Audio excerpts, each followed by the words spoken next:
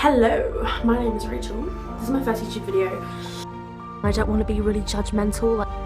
I've just yelled at you for 8 minutes, I'm sorry. And yeah, sorry that I feel like I just kind of preached a bit.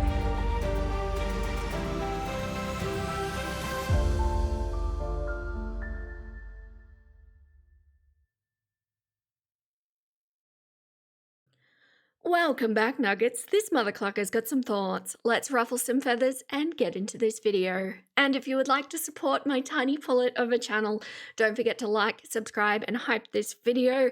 And go check out my other platforms that you can follow me on, because if something were to happen, that's where I'll be going to communicate with you all. Okay, my Nuggets. So, this video has been a long time coming. Rachel's origin story. She is still exactly the same person that she was at 18. And wasn't that a wonderful video? Thank you so much for watching. That's all the clocks I have left to give. Stay golden, my little nuggets, and I'll catch you next time. Hey. Oh, what? What? You want a historical deep dive? Is that what you're wanting? All right, roll the fairy tale story. Once upon a time, in a kingdom of glittering crystal and carefully tended botanic gardens, there lived a perfect little princess who had never seen so much as a grey sky in her entire existence. Her castle rose high above the land, each spire catching the light and scattering it into 1,000 perfect rainbows that danced over the gardens below.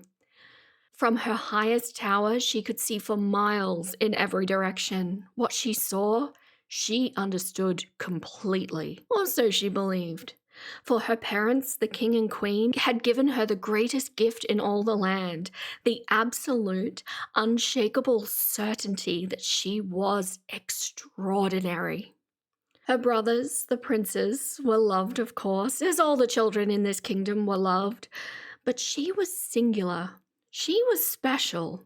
She was perfect.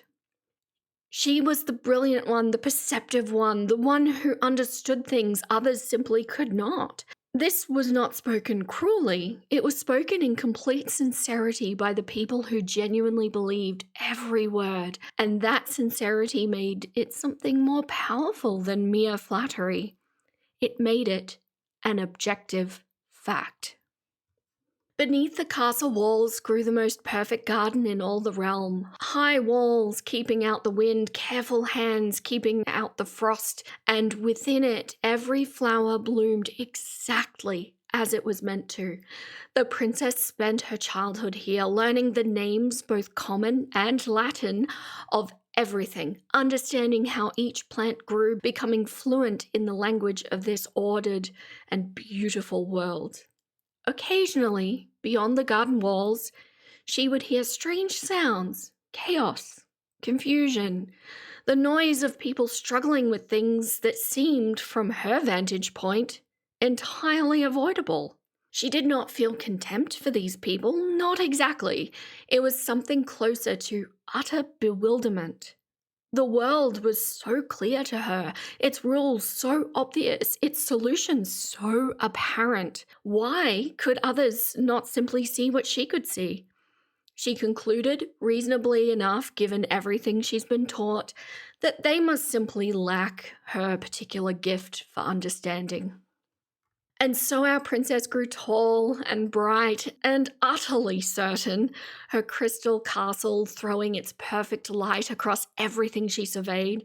She wore her certainty the way she wore her crown, not as arrogance, for arrogance requires some awareness of opposition, but instead as simple fact, the way one accepts that the sun rises in the east and sets in the west. When she eventually opened the castle gates and stepped out to bless everyone with her extraordinary clarity, she carried her garden with her entirely intact, every wall, every careful bloom, every high window through which the world below looked orderly and comprehensible, and full of people simply waiting to be shown the correct way of things. Dear listener, you have to remember this one simple fact. The princess knew the name of every flower, but not one of them had ever made her bleed.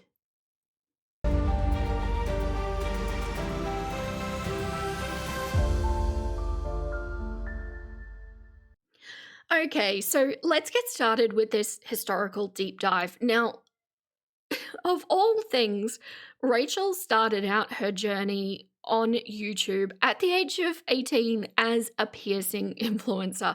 Now, she does in other years kind of try and shift and change things to see what fits for her. But we're just going to focus for this video because, oh my gosh, there's so much to talk about. We're just going to be focusing on that first year, and then we will continue the deep dives, just like I do with Eugenia moving forward. Now, initially, I actually really liked this young version of Rachel, and I think it's because, she seemed kind of nice, kind of grounded, and as I was moving through editing the parts that I wanted to react to, I realized that actually it wasn't really her. It was just seemingly that she wasn't comfortable in front of the camera yet. And oh boy, does Rachel show herself. And something that I do want you to keep in mind is she's clearly 18, right? Who of us can put our hand up and say that we weren't idiots at 18? And there's going to be a certain amount of lenience given for that. However, the problem starts to arise when we start to realize that the 18-year-old Rachel very much resembles the 30-year-old Rachel, or soon to be 30-year-old Rachel. And that is a problem because, likewise, who of you are the same person that you were when you were 18? And unless you're like 20 and listening to this, then you get a pass. But if you're 30 or 30 plus, I would bet my bottom dollar that you've done some pretty significant growth over those years. Which is interesting to me because I originally thought that it was the philosophy degree that caused this, but it actually becomes quite evident that this is just how she was raised. This is who she is. And it explains a lot as to why she's been so unyielding, even at the hands of so much negativity and adversity being thrown at her, where she is so sure of everything in her world that her response to everything is firstly to blame other people and then to pretend like it didn't happen. We are going to see this throughout this video. Now, Rachel, like I say, she did kick off this channel in 2014, but we know that she didn't actually enter Girl World until 10 years later. So she essentially took about 10 years to get to 10,000 subscribers, trying out a bunch of different influencer kind of styles. But something that I found, unfortunately, with Rachel is that, like we've just seen recently where she's just cleansed a whole bunch of videos, and I'm very interested to know why she deleted all of those videos. This is actually a pattern she's been doing over the last 10 years, and I can see evidence that there are videos that used to be there that are no longer there, and unfortunately they have not been archived in the Wayback Machine, so a lot of them are lost to history at this point. But not to worry, my nuggets, there is more than enough content that is very telling about her. So these are the videos that are left from 2014 and her time on the internet. And the most recent deletion that she's gone through, she actually only left 4. And all of the grayed out ones that you can see here, she's deleted. But I had already downloaded them, so I have them anyway. And that's what we're going to go through today. Now, there are a lot. They are highly repetitive. And I know that with my Eugenia content, I usually like to touch on every video.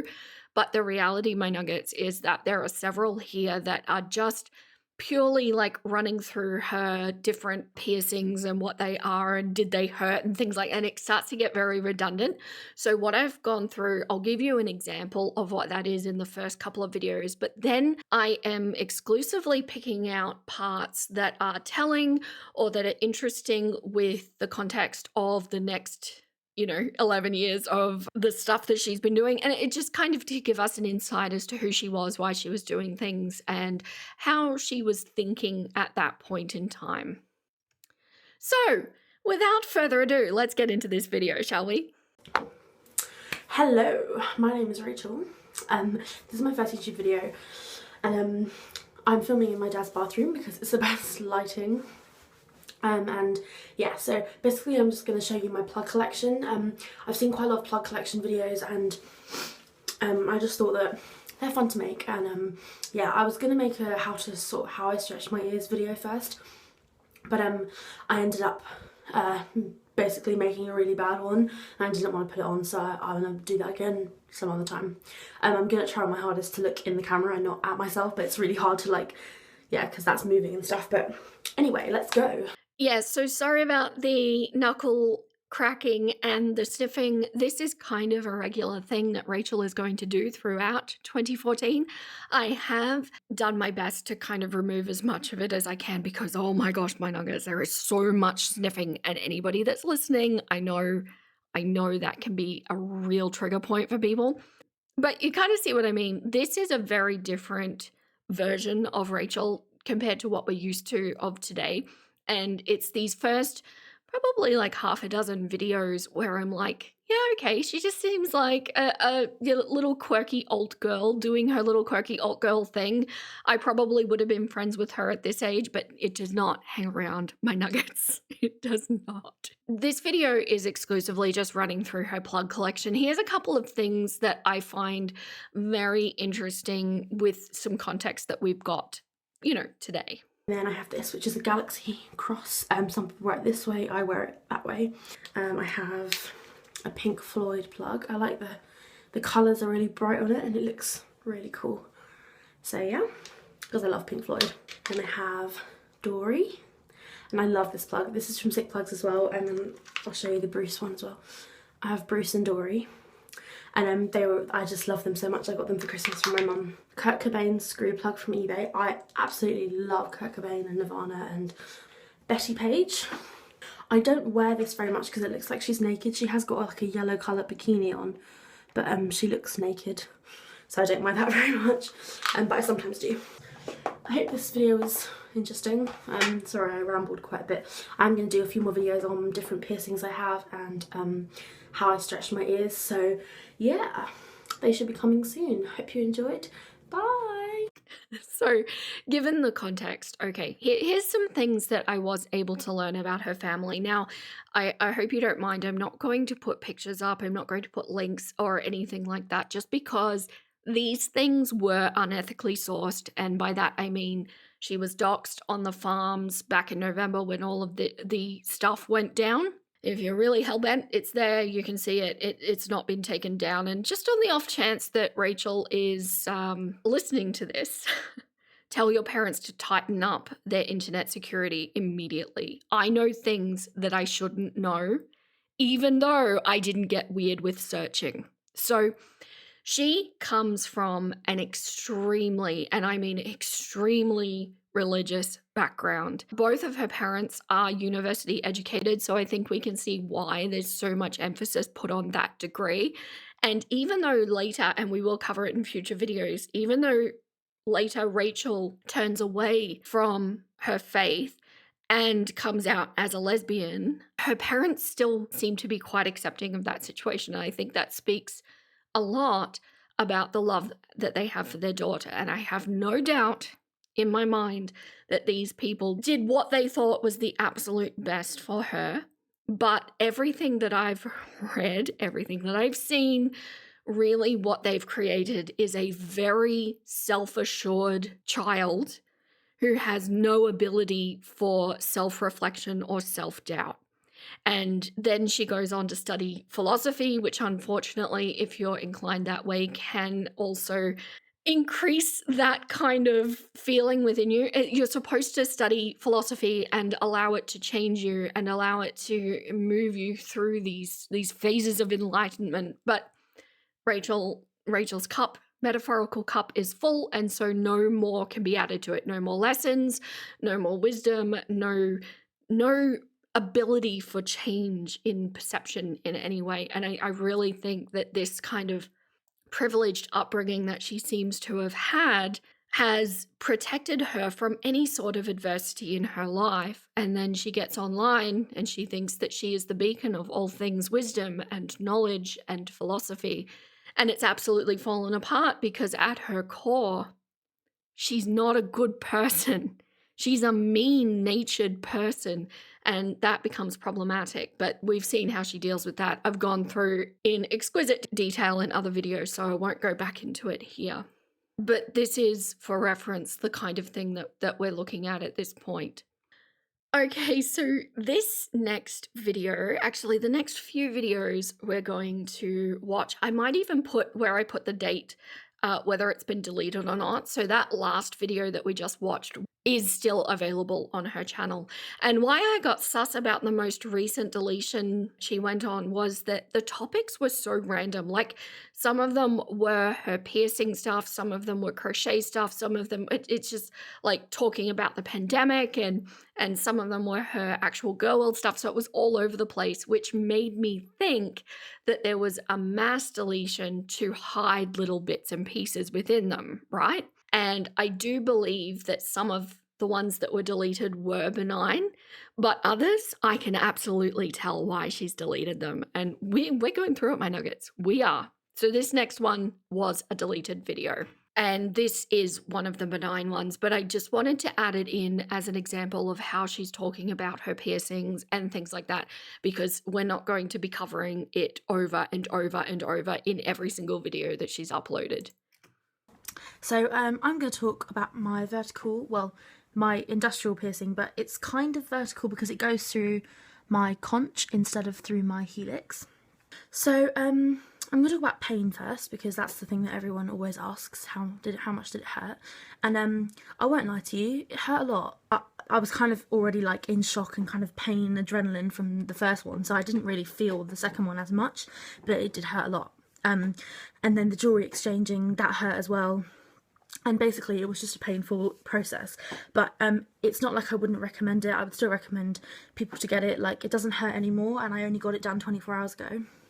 How to clean it. So I tend to kind of leave my piercings alone. All the ones I've had, especially my septum, I just kind of left them alone and cleaned them. If I got any crusties, obviously I would clean them, but I didn't clean them like 5 times a day profusely, because I just kind of felt like that could be introducing more bacteria. So I thought it was probably better to just kind of leave it alone and then clean it like at night. So you see what I mean, and why I don't want to keep rehashing this over and over. Now, this is 2014, and I know that she's looking like, you know, she's got the side shape, she's got the blue hair, she's got all the piercings. I believe she's either has tattoos or is getting tattoos shortly. So this is looking quite edgy, right? But in 2014, if you were there, I hope you were there, you know that this kind of thing, or at least in Australia, was really becoming a little bit more mainstream. This was the cusp of when this alt vibe started to really take over. So it's probably not as unique and individualistic as it necessarily presents itself to be. And I'll also make note here that, being the little, you know, oppositional chukin that I tend to be, I rebelled against the rebellion. Because that's just how my brain works, my nuggets. So full disclosure, I don't have any tattoos, and the only piercings I have are in my ears that I got when I was 6, and they were closed up by the time I was 7. So in regards to actual piercing knowledge, I'm sure that there's a lot of you in the viewership that are going to know a great deal more about piercing specifically than I do, and please feel free to weigh in, because I don't know if everything she says is accurate. I do know a couple of things. I will chime in when I know. Okay, so this next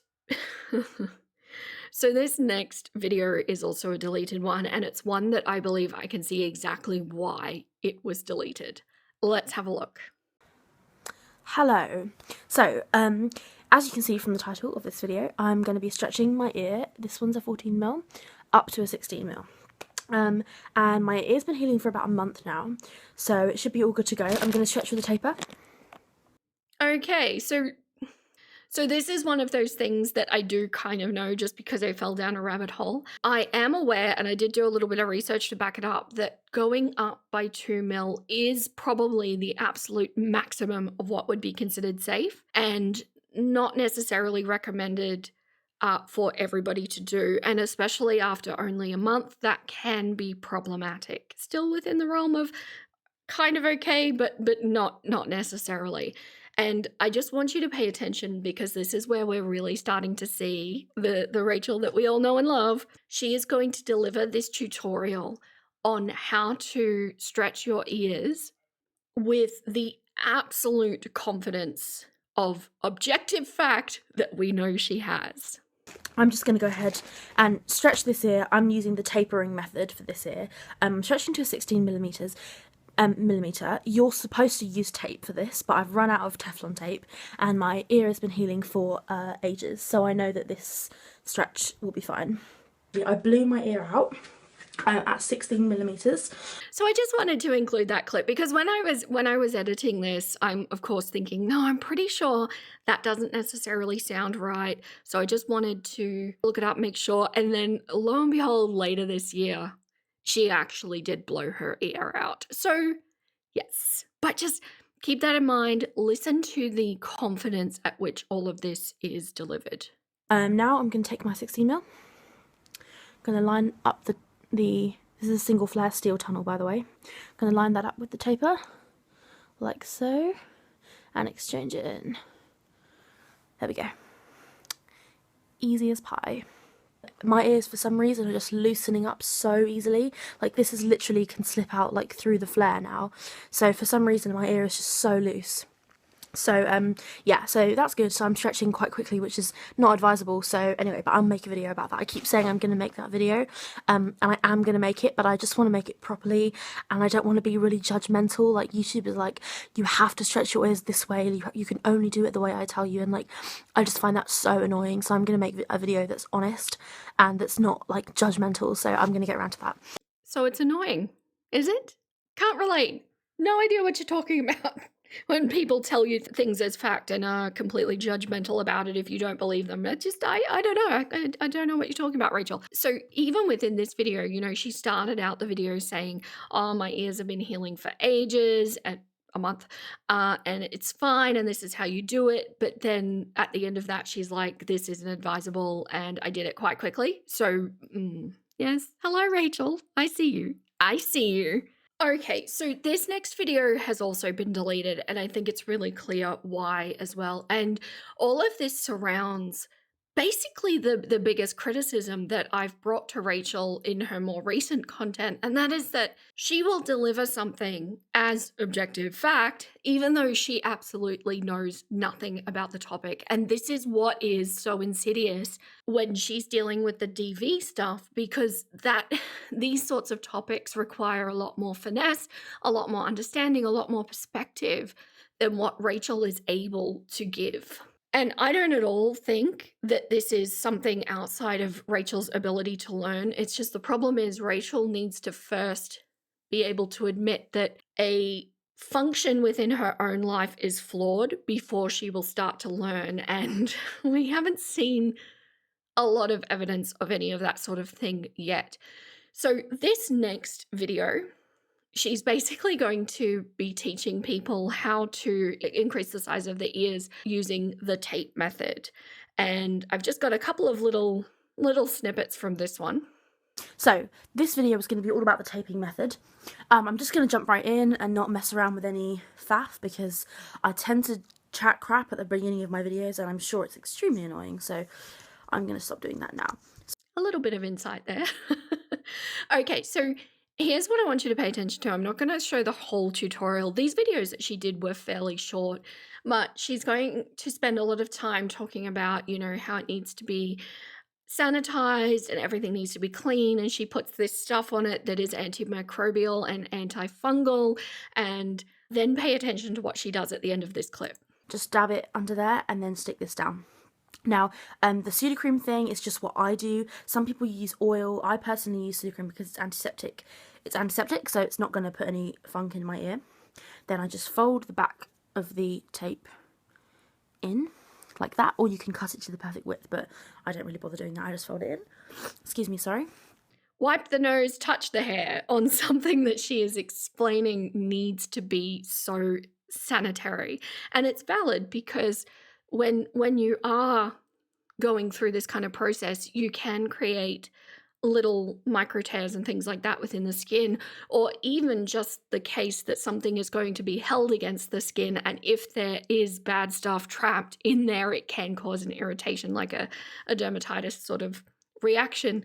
But even though she's saying these words, even though she knows this unequivocally, she's still wiping her nose and touching her hair. And by the way, my nuggets, the hair touching in this first year is excessive.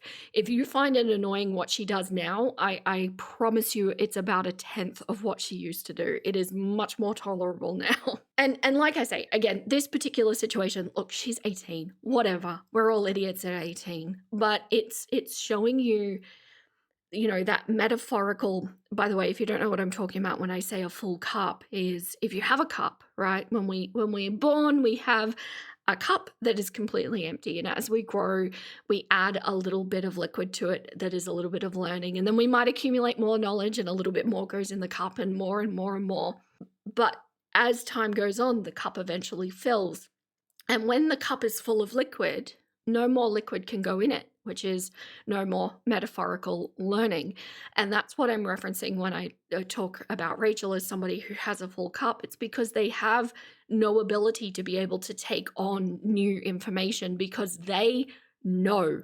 And this is why I say she always says objective fact, and why I say to her she still hasn't learned the difference between objective and subjective. It's because in her mind it is objective fact. She knows unequivocally everything that is going on in this world, and that is a problem, especially when you're a philosophy graduate. Okay, so this next video is also a deleted video, just a couple of interesting clips from it.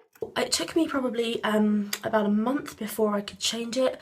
And what I would do, because the thing about septums is that normally what you'll do is just change the balls, so I can just screw off a ball and put on something else. So for a first kind of few months it was really exciting, and I'd put on like blue balls and all different colour balls, yeah, so that was pretty cool. It's useful that you can change the balls without actually having to take out your bar, but I'd be careful with that. Don't, like, you want to wash your hands before you touch your piercing.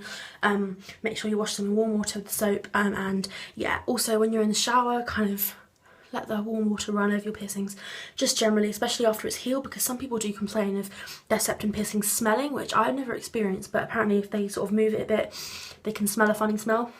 And I've never had that, but yeah, so I keep cleaning my piercings even though I've had it for almost a year. I still clean it every day because I'm really worried about getting like nasty. I'm really worried about it getting infected because it is like my favourite piercing of all the ones that I have. By the way, she still eye clucks herself in the viewfinder as well, even though earlier in the video she made mention that she knows she needs to look at the camera. There's quite a few videos where she just absolutely cannot take her eyes off herself. But does this clip remind you of anyone? I was just watching it and I'm like, the tone, the delivery, the actions, does it remind you of anybody? Anybody at all? I might put a clip in here if I may. Hi everybody, this is my 2014 New Year's resolutions video. My resolution is to reach 299.8 pounds. And I just think it's the height of hilarity that this person then went on to criticize somebody like Amber without any sort of self-awareness that there is similarity there. And, you know, like I've said many a time, that there are aspects of Amber that remind me of my past self, and here's what I know, here's how I've grown, here's how I see the path forward for Amber or for anybody else who relates to that sort of situation. But with Rachel, absolutely no self-awareness that there is an overlap here. If you have any questions or video requests, put them in the box below. I have like 20 subscribers now, woo! So yeah, this is all kind of fun. I just like making videos, and I don't really care if no one, excuse me, no one watches. But if I can help like one person, then that's brilliant. So I hope you guys enjoy the video, and yeah, I'll see you later. Bye. So the words she uses here are that, you know, she's just doing it even if she can just help one person, even though she knows nothing about what she's talking about. She just wants to help one person, and yay, she's got 20-something subscribers, and this is only like, she's only been doing this for almost 2 months at this point. So decent growth for that kind of beginning. But she references this a couple of times in a couple of videos, and you can almost see the frustration starting to come through. I don't think that Rachel is an incredibly patient person. And when you're dealing with something like social media, which of course YouTube is essentially social media, you absolutely do need to have the commitment, the conviction, and the patience to help it grow and see it grow. And in all honesty, knowing what I know about Rachel, I'm surprised that she did stick with it for 10 years before it really took off, because it is slow. But I don't know how consistent she was, because there's been so many deleted videos. I don't know if she was really playing the algorithm properly or anything like that, but she wasn't even doing what most channels did through the pandemic, where they saw massive success because everybody was at home and watching YouTube. So I don't know. This next video was also deleted, and it is actually one that I take exception to, because while I don't know a great deal about piercings, I do know about other medical things, my nuggets. Let's take a look. Hello. So, I make a video today all about keloids. Sorry that I haven't made one in so long. This is going to be what to do if you get a keloid. I don't know what keloids actually are. I laughed so hard when I saw that clip. That particular clip that I just played, that is from later this year, was, of course, I'm editing them in chronological order, so I hadn't seen it at this point. And at this point, I'm thinking, Rachel, I know you. I'm very interested to hear what you have to say about keloids, because keloids I do know about. And how to get rid of it. So I'm just going to put my camera there. Okay. So, I have a new bar in my lip, which feels a bit weird. So, if I talk funny, then I'm sorry. So, I had a keloid, and I will insert a picture of it now so that you can see what it looks like. So this is absolutely not a keloid. Now, as to what it is specifically, I think it might just be what is called a piercing bump, which is essentially just a bit of inflamed tissue because it's had trauma go through it. Keloids are a very different thing. They are a scar that basically produces way too much collagen, and they're notoriously difficult to get rid of. I actually used to work with a poor woman who had keloids all down her neck, and she was very, very self-conscious with them. And I'm talking, she went through several procedures and operations to just reduce these scars over time because they are so difficult to get rid of. It's not as simple as just removing them surgically, because once it's there, another keloid will be created in the new incision site, right? So it's just like a malfunction of how the body chooses to handle that particular kind of trauma. This is totally normal as far as my research goes for piercings, and my piercing nuggets, please speak up in the comments. I really want to hear what you have to say about this, but absolutely not a keloid. Rachel is delivering this medical advice that she's about to do. We're going to listen to it, but she's delivering this medical advice as fact, even though she has no clucking idea what she's talking about. And I think that with everything that's come out, it makes sense to me that she wanted to delete this video, because it really shows her ignorance. And of course, her ignorance is the major topic about everything that has just gone down. So I don't doubt that in that comment section there was a lot of hassling her, and that's why this was one that was taken down. Okay, so you can see from that photo it was gross. If you look at it now, it's almost completely gone. It's just like a tiny bit of like dark coloured skin. This bar is really getting on my nerves. Anyway, so this is like a magical quick fix. I know it sounds kind of weird, like people don't believe it. And when I heard about it, I didn't want to buy this product because I was like, this is not going to work. But it does, and it is tea tree oil. A magical fix for keloids. Can you imagine how excited so many of the population would be to hear that there is a simple magical fix for keloids, and it is tea tree oil. Now, tea tree oil, I love tea tree oil. I think it's really good for a great many things. It's really good for bug bites that are itchy and things like that. It does have antimicrobial, antifungal, and anti-inflammatory qualities to it, and that's probably why given that what she has, I'm pretty sure, is just a bit of inflammation. That's probably why the tea tree oil did actually help for that. Or maybe it was just the healing process moving through doing what the body does. I don't know. But there is absolutely no scientific backing to say that tea tree oil does help keloids. Although, just in the essence of balancing this, I will say that sometimes when we're talking about alternative therapies that are not part of the pharmaceutical arena, they don't do the sort of research on them that the other products have, just because there's not money in it, and studies need funding, and that means somebody needs to actually invest in the research, right? So there is a possibility that maybe it just hasn't been studied, but at this point in time, there is no scientific backing for tea tree oil having an effect on keloids. And more to the point, given that keloids are so problematic and they really can affect the confidence levels of people that have them, I have no doubt that if tea tree was a viable treatment, they'd be all over that. Nobody would have keloids. So anyway, keep that in mind. But basically, when you put it on and you wake up the next morning, your keloid will have gone down.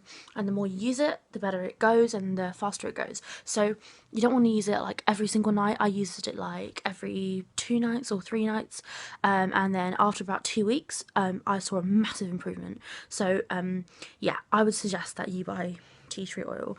And some people have them on their bottom part of their industrial as well, but I only have mine on the top and it's almost completely gone. So this has been a fairly short video, but basically you need to buy tea tree oil and put it on, and that will sort it out. So hopefully this was helpful. Magical solution. Also, another problem that I have with this is you really don't want to be putting tea tree oil on open wounds. And I'm a little concerned that she's talking about, after getting a piercing, which is technically an open wound. That's concerning in and of itself, but this is just Rachel being Rachel, is it not? Okay, and again, this is just a little clip from the next video, which had also been deleted. So yeah, I hope you guys are having great days and lives and stuff, and I will be making more videos soon. It's exam season, so I've been like hella stressed recently, so I'll be back to normal soon. But thank you guys for watching. I've noticed some people keep watching, so like I'm really happy, but this is just fun. So anyway, hope you guys are all great. I'll see you soon. Bye. Mwah. So I just left this in there because it's actually the first reference to her degree that we know is to be very important. This was in June of 2014, and I believe, correct me if I'm wrong, but I think the academic year in the UK runs, like it starts in September, so she'd be at the end of a year. In Australia, it starts in February and then goes through the year. It's a lot more logical, my nuggets, but we do have opposite seasons. I don't know. Anyway, so I wonder how long she's actually been in her degree at this point. Like, I don't know if it's the first semester that she's done or if it's the second, because it should have started in September, but yet whatever the case, this is the first reference to it, and she is actively in university at this point. Hey guys, so just to quickly say before I start talking about this video, in this video I'm going to be telling you, people in the world who want to have stretched ears, that you need to stretch slow, and I'm going to show you like how my ears are fucked up from stretching too fast, and how I got to 1 inch in 1 year and why it's better to go slowly. So this is actually the first cautionary tutorial video that she's done, and this is where I got the clip from the previous one. Now this is not a deleted video, but if you remember the first ear stretching video she did, she was going from 14 mil to 16 mil, and she is about to speak about what happened with that particular stretch on that particular ear. If you don't want to hear that kind of advice, if you don't want to be told what to do, or I'm not going to tell you what to do, like I'm not going to be a dick, but like if you're the kind of person who like just wants to do your own thing and find out for yourself, then that's fine. But if you actually want some good solid advice and time scales for all of the stretches, that's what I'm going to tell you, how long I waited and how long you ought to wait between each stretch, and just generally show you pictures of the sizes I was at and how long it took me to get there. Then keep watching. So what I would have expected to hear, because this is a tutorial that is directly reflecting off of a previous tutorial she did was to say, look, I'm sorry if that was misinformation. I hope nobody got injured. Clearly what I was thinking was not right, and I'm sorry for giving you misinformation. But that's not Rachel, is it, my nuggets? So I started stretching my ears, my left ear, sorry, in June 2013. It's now June 2014 and I'm at 1 inch. So it's been a whole year and that is not enough time at all. So basically I started out with no idea what I was doing. Sorry, I can't get my plug in. I started out like not really know what I was doing. I was just kind of fanning around. I just thought it would be really awesome to have big holes in my ears. So that's actually still a pattern with Rachel. She seems to have an inability in the moment to acknowledge, look, I'm not an authority on this. I don't 100% know, but I'm just going to tell you what I think or what I perceive or whatever.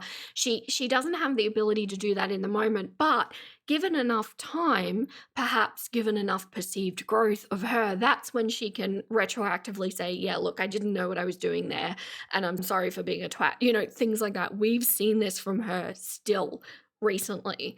So it's kind of astounding after doing that apology, you know, analyzing her apologies and her patterns video that I did.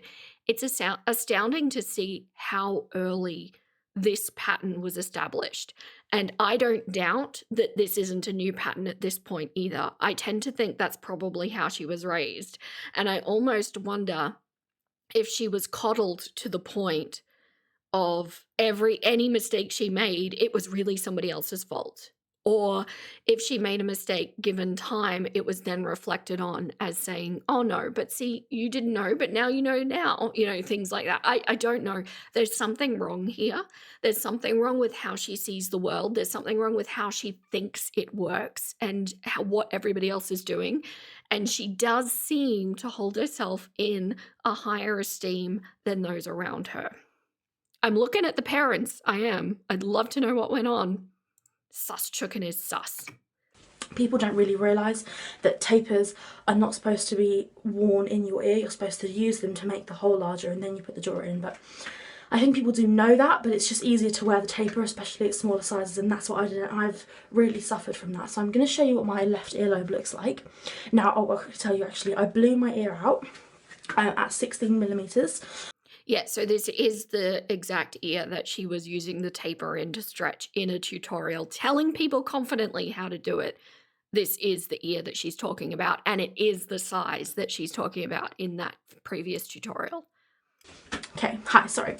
At 16 millimeters, I blew out the back of my ear. So if you look at my ear, you can see that there's a lip of skin. You see that?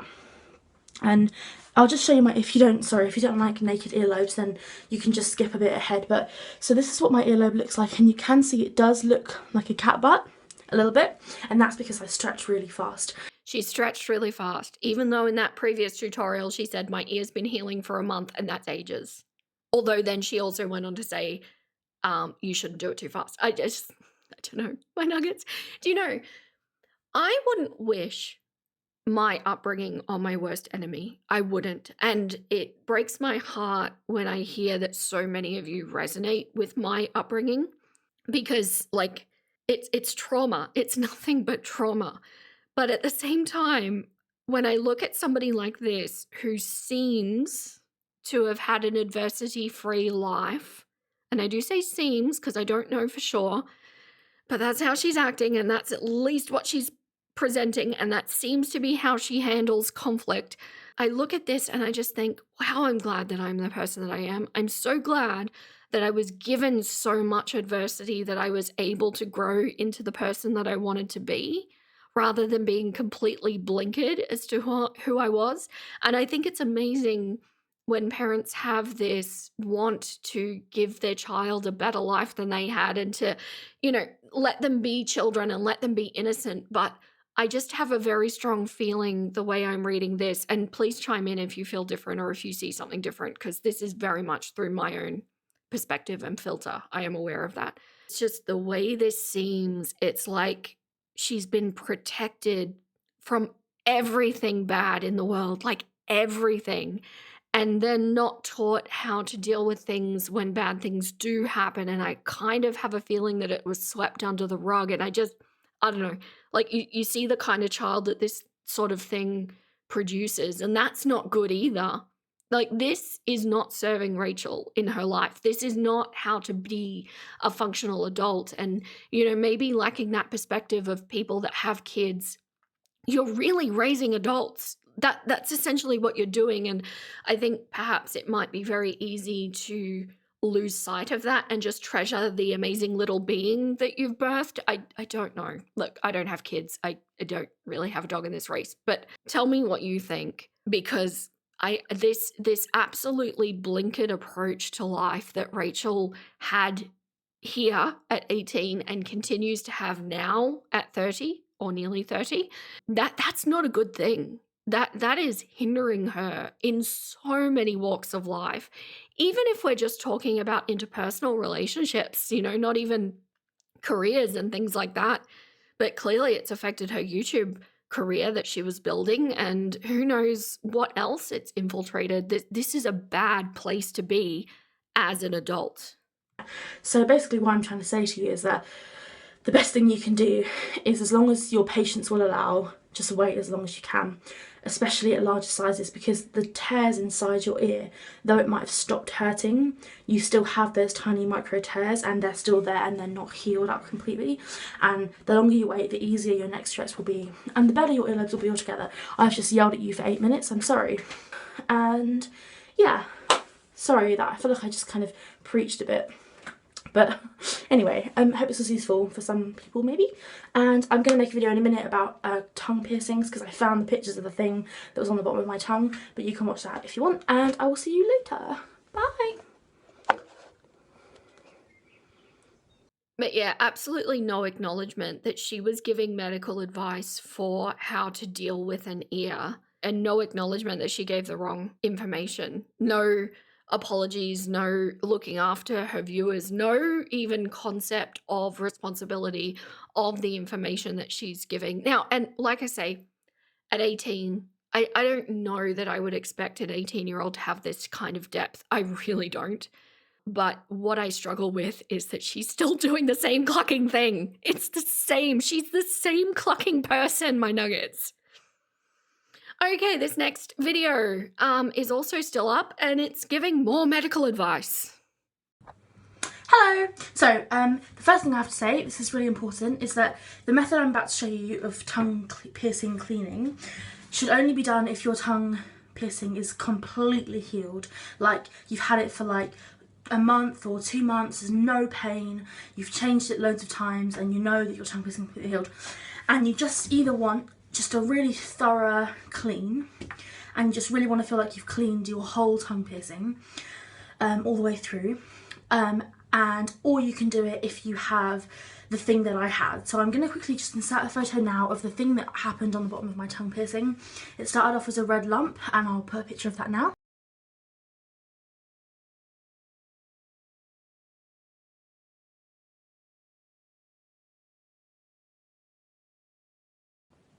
Okay, and then after about a week, that kind of small red lump, and I realised my tongue piercing is wonky in that photo, and I have said before in other videos, my tongue piercing is off centre, so it does lean to one side. It's central if I open my mouth, but it's just slightly at an angle, and that's because I was rushing my piercer to get it done quick. He didn't even really want to do it, but I was like, I really need to get this done. And also because probably he just did it a bit wonky, and sometimes that just happens. That doesn't make him a bad piercer, but I realised that he made a mistake, so yeah. Did you hear that attitude there? I forced my piercer to do this in a rush. I was rushing him. He made it wonky. It doesn't make him a bad piercer. He just made a mistake. Do you see what that shows about her line of thinking? The error was not on the fact that she was rushing a professional. And by the way, he shouldn't have succumbed to that pressure. He really shouldn't have. If you've got this young twat, Rachel, this young cloaca, Rachel, coming at you saying, I want you to do it. I want you to do it. No, you have to do it. And I can only imagine, I have a feeling my nuggets. I can imagine how that played out. But then to turn around and say that the fault actually lands with him? No, Rachel, that is not the correct deductive reasoning of that situation. And this is why I say I worry that she was taught that anything bad that happens is somebody else's fault. You can see the link there, right? You can see why I'm driving that home. And you can also see, if you extrapolate that out another 10, 11 years, what that's led to and how we've gotten the Rachel that we've got. But I'm going to insert a photo now of about a few days in. It got more gross and it had a white kind of head. If you're disgusted by this, don't look, but here it's coming now.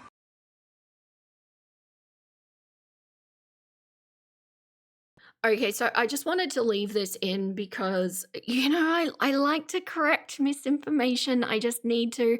I don't know why she didn't go back to her piercer. I don't know why she didn't go to a doctor. And what I was looking at with this, because like I say, I do have limited piercing information, especially internal things.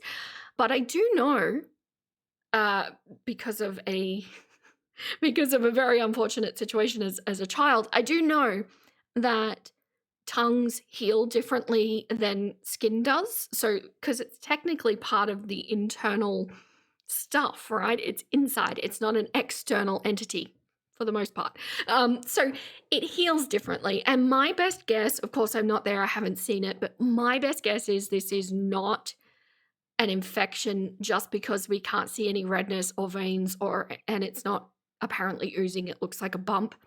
This is more than likely just the healing process of the tongue having experienced trauma. And if any of you have actually had an accident and bitten through your tongue, I don't mean just like biting it as you're eating, but like properly bitten it, you'll know that it just doesn't quite do the same thing as other tissue does.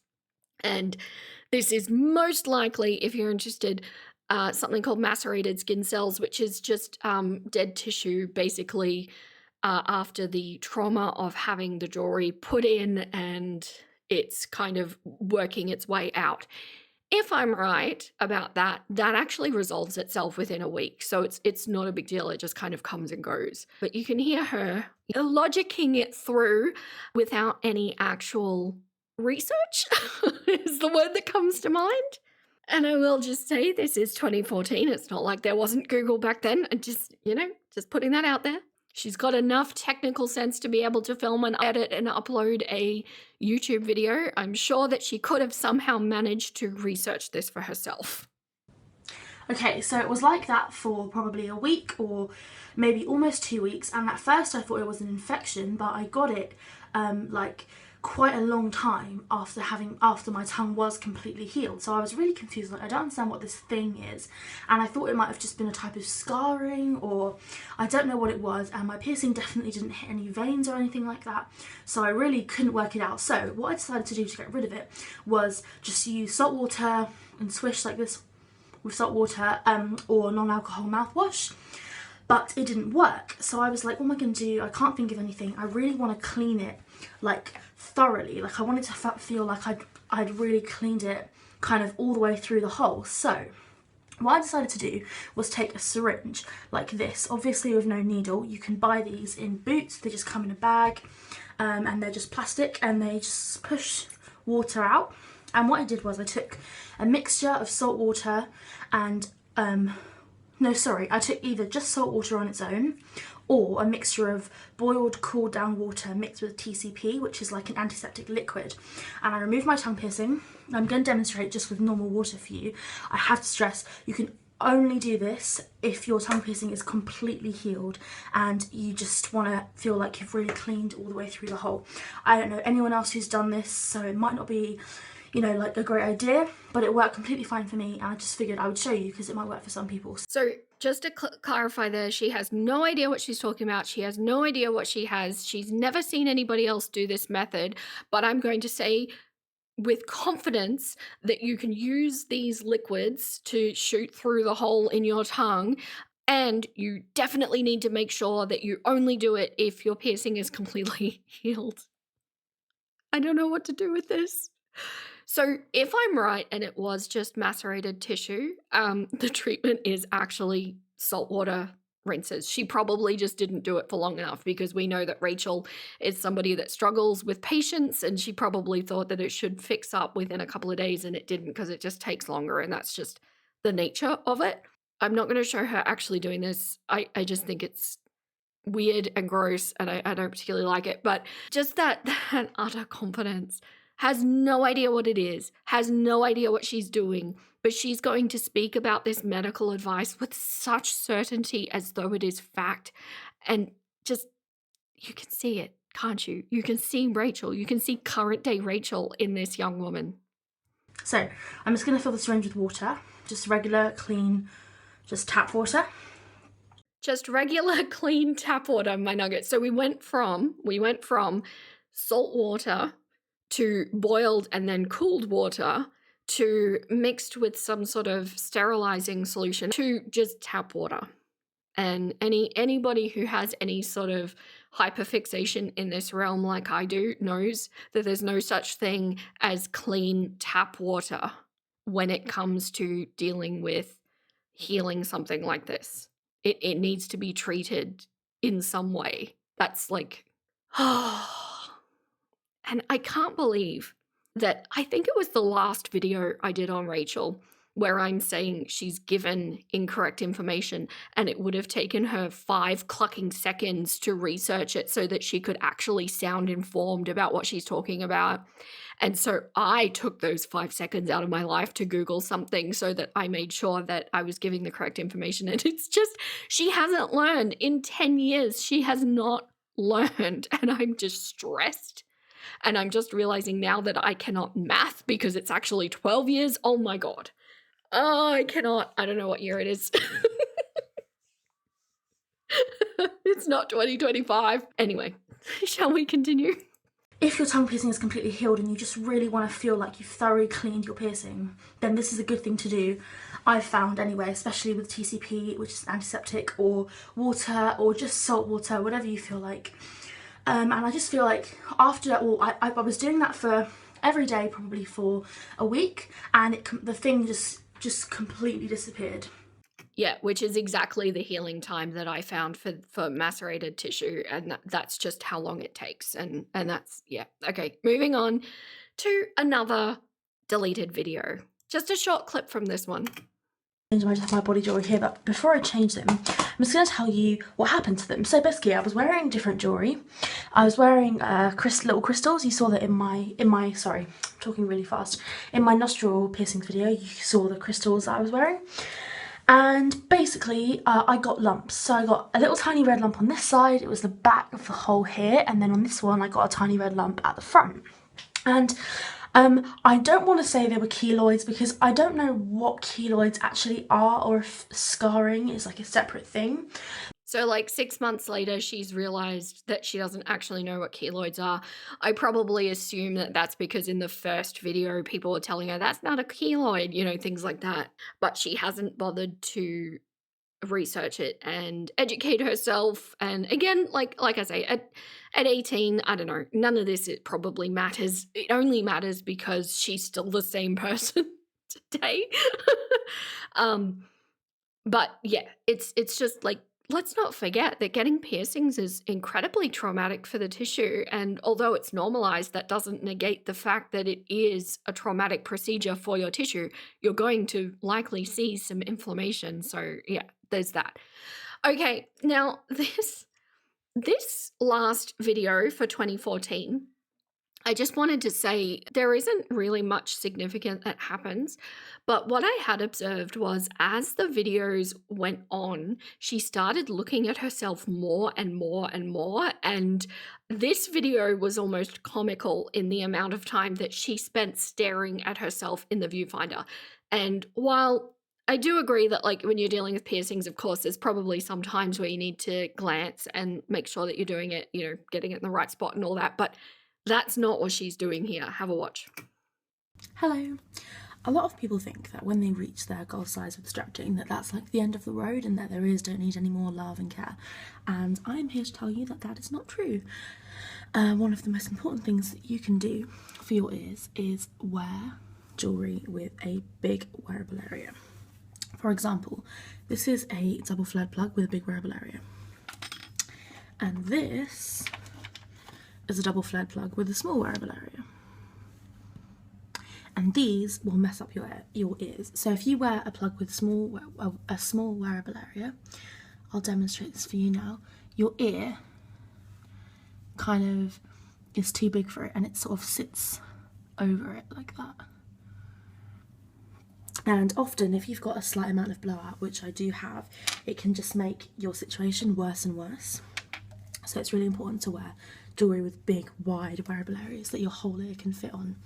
Another important thing to do is massage with oil. So I use argan oil on my ears, which is not really meant for ears, but I quite like to use it. It smells good. It smells like chocolate.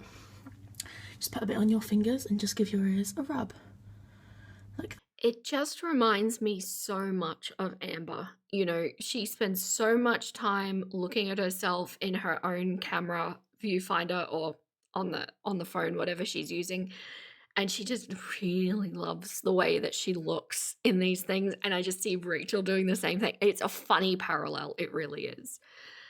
My impressions that I'm getting with this, I am aware that even if she does come from a privileged background, that doesn't mean that there is an absence of trauma, and absolutely that is not the case. In a lot of ways, I had privilege in my upbringing too.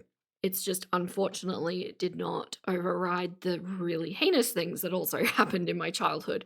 So I don't at all want you to think that I'm saying all privileged children wind up this way. I don't at all think that. I think that this is uh, the impressions that I'm getting is I think this family puts a lot of emphasis on university education. Some families are just like that, and especially if you've got both parents that have gone to university and maybe their parents went to university, you know, there starts to be this really big emphasis on formal education. And I have a feeling that this family probably fancies themselves as quite intelligent. Maybe they are, maybe they aren't. I don't know. I haven't met them. I have seen what Rachel has to offer, and I do not think that her image of her intellect matches the reality of her intellect. And I've spoken before about, you know, do you think it's that she was really built up to feel like she was super intelligent by her parents, and so she has this inflated sense of self around this? Or do you think that she was the not as intelligent one in a very intelligent family, and so she's really had to fight and overcompensate to feel like she keeps up with them? I don't know. I don't know. But there is something amiss here, and there's very much something amiss with how she thinks the world works. And I haven't fully fleshed that out in my mind yet because there's so much about Rachel that we don't get to see. But something that I have observed that I think is valid for the present timeline is that Rachel seems to relentlessly appear like she wants to seem unruffled, like her feathers aren't ruffled. And I think that is a fairly traditional British take on things, you know, it's keep calm and carry on kind of vibe, which I respect, I do. But she seems to have built a pattern of, like I said, blaming others and then pretending like it doesn't exist. And I can't help but feel that when she is all upbeat and when she's, you know, in the face of something that is adversity, I can't help but feel that that's like some manner of coping mechanism that she's built up, and that's just how she's going to deal with the world. And given that so many of us know that the world has a lot of adversity to offer everybody, especially in the times that we're living in right now, I don't think that that is going to be a good coping mechanism that will serve her as an adult moving forward. But tell me what you think. I personally found this very enlightening. I'm looking forward to going through all of the others. I kind of thought that I would do all of her pre-Girl World stuff in one video, but there was just too much to talk about. And I thought, yeah, no, let's spend the time. Let's do a few. Let's just really look at this. And I really wish I could get my hands on some of those earlier deleted videos. I don't even actually know when she came out as a lesbian, or if she did come out as a lesbian for that matter, or something else. But all I know is that the family seems to be intact, so credit to them. They've at least accepted her as she is, and including her turning away from their faith. I think that speaks volumes of them as parents, that they will put their parenthood ahead of their own faith. I think that's a good thing. But yeah, tell me what you think. There's a lot here. But if you're still here listening to me, thank you so much. I know this was a long one. I appreciate each and every one of you. And an extra big thank you to all of my cluckers who support on YouTube memberships, Patreon, or Twitch. And also, I have launched my Cluckers Only Discord officially. So all you need to do is link your YouTube account if you've got a membership. Patreon will invite you automatically, and link your Twitch account if you're over there, and you can come in and chat with us. I've been in there every day. It's so much fun. Everybody's moved in, and yeah, it's a nice space. We're not going to pull a Rachel, okay, my nuggets? We are not.